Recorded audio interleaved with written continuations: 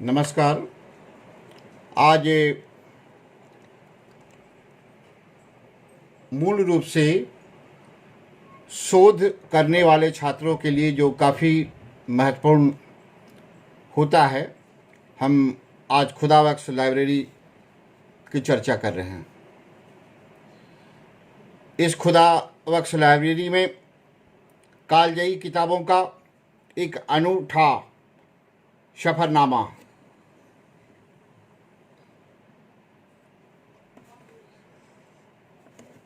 पटना की अशोक राजपथ पर स्थित खुदाबख्श ओरिएंटल पब्लिक लाइब्रेरी मौलवी मोहम्मद बख्श की किताबों के निजी संग्रह की मजबूत बुनियाद के बूते आज इस वजूद में है।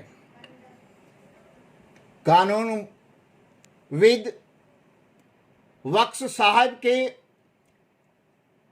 ख्याति नाम पुत्र खान बहादुर खुदाबख्श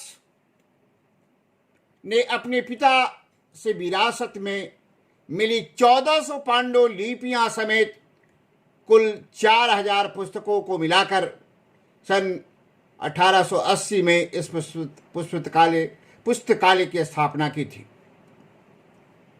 उनका जन्म 2 अगस्त 1842 को उत्तरी बिहार के छपरा जिले के ओखी गांव में हुआ था। 14 जनवरी 1891 को खुदाबख्श ने अपने इसके संचालन के लिए एक औपचारिक ट्रस्ट की स्थापना की। औपचारिक उद्घाटन 5 अक्टूबर 1891 को बंगाल की तत्कालीन गवर्नर चार्ल्स ईटिएट ने किया था। खुदाबख्श साहब का निधन 3 अगस्त 1908 में हुआ। 19वीं शताब्दी और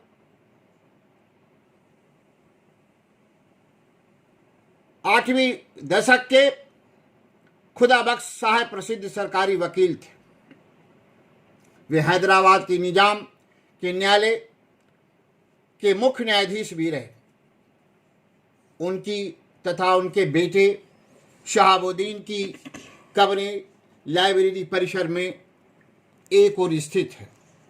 उन्होंने अपने जीवन काल में यह सख्त नियम बनाया था कि पांडुलिपियां कभी भी लाइब्रेरी से बाहर नहीं जाएगी।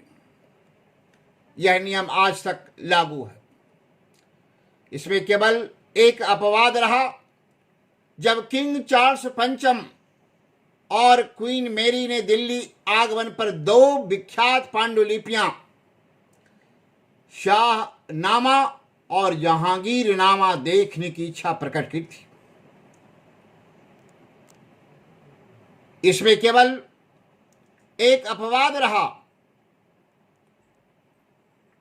लेकिन आज तक पुनः बाहर ले जाने की इजाजत जो दुर्लभ पुस्तकें हैं उसकी नहीं है।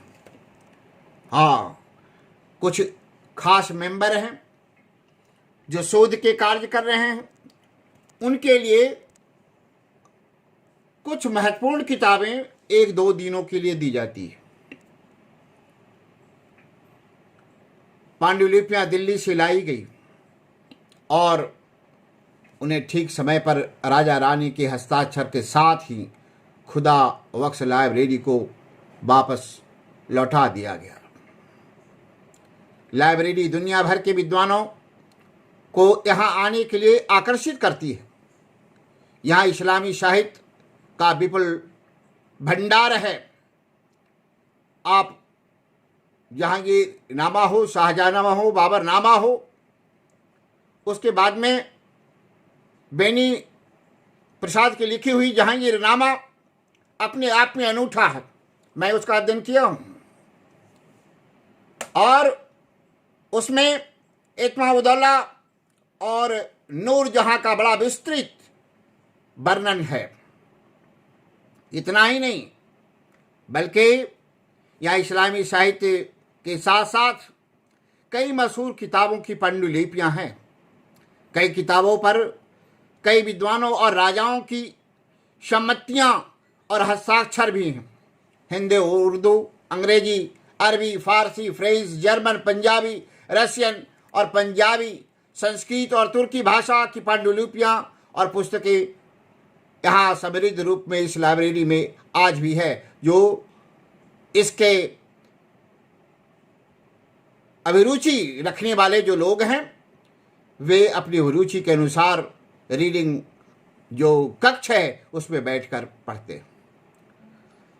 विशेष रूप से जो शोध करता है, जो बड़े बड़े विद्वान हैं, जो नई नई पुस्तकों को उसके माध्यम से लिखना चाहते हैं, वे रीडर्स रूम में बैठकर इसका इस्तेमाल करते हैं। यहाँ करीब 4000 पाठक सदस्य हैं। दिसंबर 1969 में संसद द्वारा पारित Khudabakhsh oriental public library act के तहत इस संस्थान का प्रबंधन और संचालन पूर्ण रूपेण भारत सरकार की संस्कृति मंत्रालय के अधीन है। इसकी देखरेख के लिए 12 सदस्य वाली समिति है। इसके पदेन अध्यक्ष राज्यपाल हैं और उसके बाद में इस लाइब्रेरी के निदेशक जो जाने माने इतिहासकार विद्वान इम्तियाज अहमद साहब हैं, जिन्होंने इस खुदाबख्श लाइब्रेरी को और भी समृद्ध किया है। उनकी देखरेख में यह लाइब्रेरी और भी आगे बढ़ा है। इसी आधार पर मैं पुनः बच्चों को, खास करके शोध करने वाले बच्चों को, यह जरूरी है कि इस तरह के जहाँ पर कालजयी पुस्तकें हैं उसका जरूर वहाँ पर जाकर अध्ययन करने का प्रयास करें, ताकि आने वाले दिनों में आपके शोध जो कार्य हैं वह मूल रूप ले सके। धन्यवाद।